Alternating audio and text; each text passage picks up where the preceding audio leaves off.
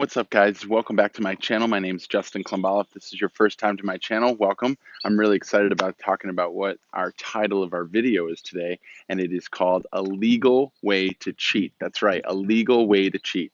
Now, before we get into it, though, I wanted to make sure that if you have not yet subscribed to my channel, please go down and click on that red subscribe button down below, and then right next to it is a bell button. If you click on that and then click on all, it'll give you all the notifications for any future videos that I have coming out. I'm trying to do about 3 a week now, so we have a ton of content that we're sharing on this channel. So if you want that notification of when I had come out with that new video, please go ahead and do that. And also, if you like today's video, please click on that like button. That always helps me out. So let's get right into it. Legal way to cheat. What do I mean by that? Well, in the rules of golf, you're not allowed to take a practice shot. So meaning like you can't hit a golf ball before you hit your actual ball to kind of like practice before you step up to hit your actual ball. But the procedure that I'm going to show you today, or this routine that you can go through before you hit the actual golf shot, will actually help you gain confidence and actually help you hit this shot that you're about to hit way better with a ton more confidence. Let's talk about what I'm talking about here. When I get next to the ball, I'm about to hit this golf ball in this direction here. Everyone has this opportunity to take a practice swing before they hit the golf ball. Now, one of the most important things in golf, probably the most important thing, is controlling your low point. And what I mean by low point is that this club comes from above the ground, comes down to strike where the ball would be or on the ground. The club kind of hits the ground a little bit, and then the club comes back up here again. So it makes kind of like a little semicircle, at least talking about the bottom half of my swing here. So a little semicircle here. So this little semicircle has a low point, the lowest point that the club travels at before the club then comes back away from the ground. Controlling that low point is so crucial to having consistency, because it's the people that can hit that low point in the same spot every single time that tends to have consistency, and it's the ones that kind of hit it all over the place, or their low point doesn't hit the ground at all, are the ones that tend to struggle with inconsistencies. So right before you hit a golf ball, you have an opportunity to take a practice swing. And my suggestion is to take that practice swing right next to where the ball would be.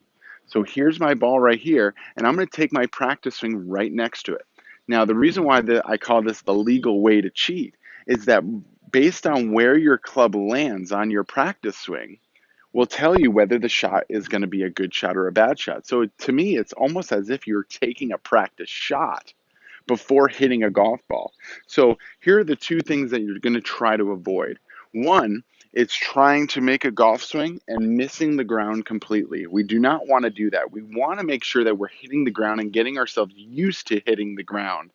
It's the most important thing to do, whether you're hitting any golf club in your bag except for a driver and a putter. So if you're hitting and taking a practice swing with any other club, you want to be hitting the ground. The other exception would be if you're in a bunker, because your practice swings, you can't practice hitting the ground because that's unfortunately against the rules. But still in a bunker, you still want to hit that ground. But anyways, let's keep moving on. So we want to be able to hit that ground. So the first thing that you must make sure that you're doing on your practice swings is you must make sure that you are making contact with the ground. Making contact with the ground is super crucial. Secondly, we want that contact with the ground to be slightly in front of the golf ball, because good players tend to hit the ball first, then the ground second. I actually had an old teacher that used to say that I used to watch teach, and he used to say, you hit the small ball first and then the big ball second. And the big ball would be planet Earth. So we need to make sure that we are hitting that ground after the ball.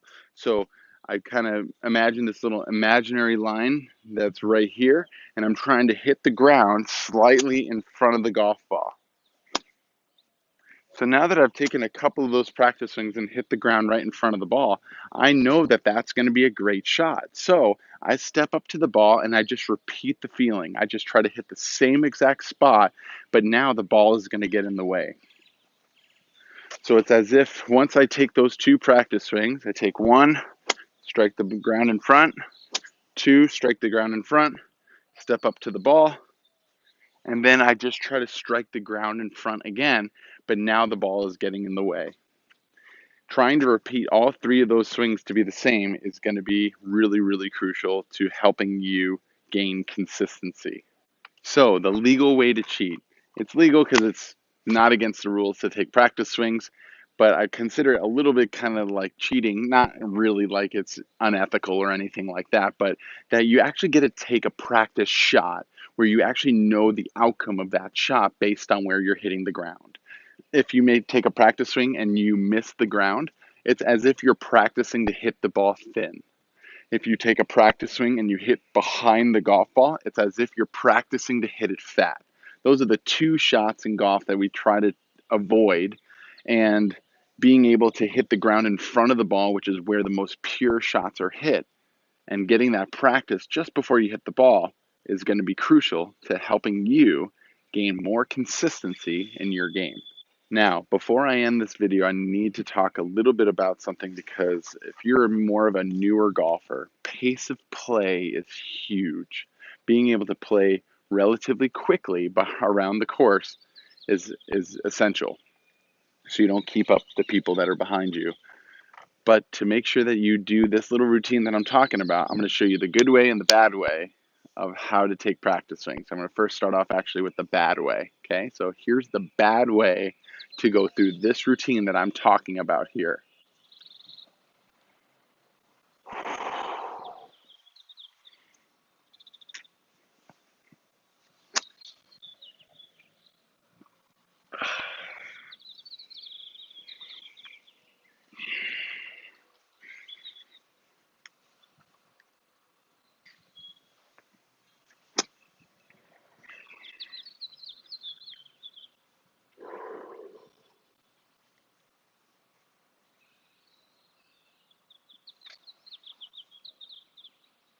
So as you can see, that would be the bad way. We do not want to do that. Way too much time over the golf ball. And if you end up going to your pro at your course saying, well, Justin told me to take practice swings and you're doing that, that is the wrong way. You do not want to do that. Now, this is the right way to take practice swings.